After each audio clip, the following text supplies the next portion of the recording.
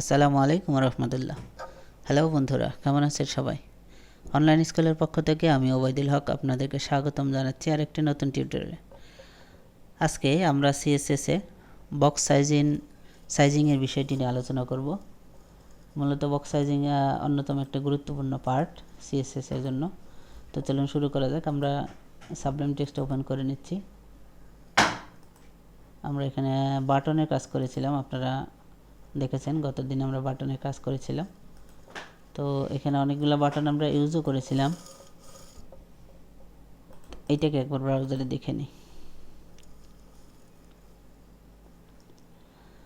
তাই হলো বিষয়, এখানে আমরা অনেকগুলো বাটন পেয়েছি। তো আমরা এগুলো আজকে আর দরকার নেই, যেহেতু সেগুলো ডিলিট করে ফেলছি এখান থেকে। বাটন এগুলো আমরা ডিলিট করে দিলাম। মিডিয়া থাক, media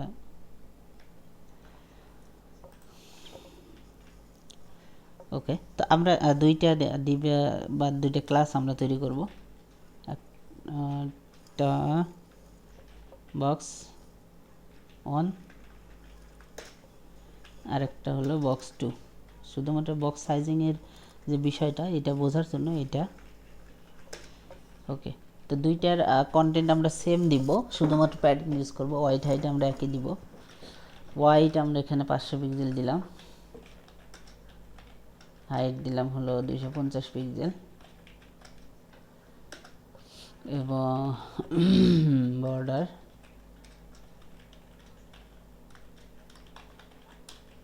solid red.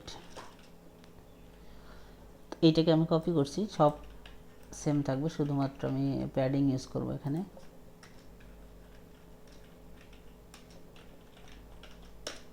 Padding 100 pixel ওকে। আমরা এখন শুধু এই দুইটাকে কল করব, ঠিক আছে। ডিভ বক্স অন ওকে, আর একটা হলো ডিভ বক্স টু। এই তো এইটাকে আমরা একটু ব্রাউজার দিয়ে এখন ওপেন করি,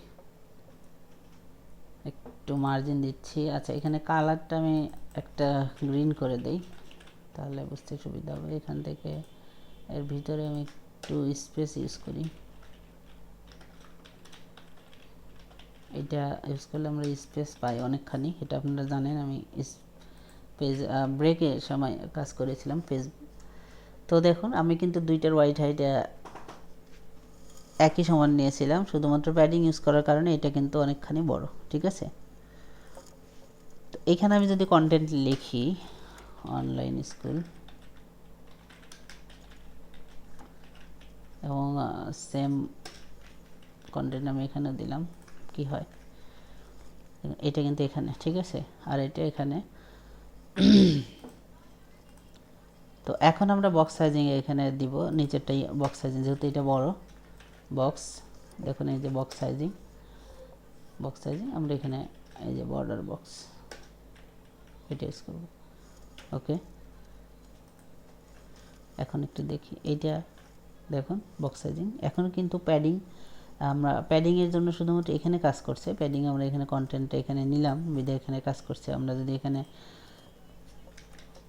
সেন্টার ইউজ করি, centre textile line centre use করলাম, দেখুন টেক্সটটা কিন্তু সেন্টারে, ঠিক আছে, অনেকখানি সেন্টার। তো এইটার হাইট যদি আমরা 200 নিই, 200 নিলে, যেহেতু আমরা প্যাডিং 100 ইউজ করেছি, দুইটার হাইটই আমরা ইউজ করব। এখানে এইটারও হাইট 200 ইউজ করছি। তো দেখুন লেখাটা অনেকখানি সেন্টারে কিন্তু, ঠিক আছে।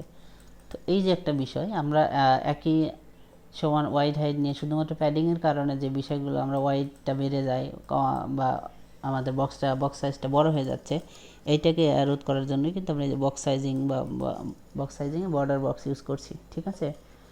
তো এই হলো বিষয়, আশা করছি আপনারা বুঝতে পারছেন। এখন কিন্তু এই টেক্সটটা আমাদের সেন্টার নিতে অনেকখানি সহজ হয়েছে, ঠিক আছে। তো এই হলো বিষয়। তো আশা করছি আপনারা বুঝতে পারছেন। যদি বুঝতে না পারেন অবশ্যই কমেন্ট বক্সে জানাবেন। আর যারা আপনারা আমাদের চ্যানেলে নতুন, তারা অবশ্যই আমাদের চ্যানেলটিকে সাবস্ক্রাইব করবেন, যাতে পরবর্তী কোনো ভিডিও আপলোড করার সাথে সাথে সেটা আপনার নোটিফিকেশানে চলে যায়। তো ধন্যবাদ সবাইকে। আজকে এ পর্যন্তই। আল্লাহ হাফিজ।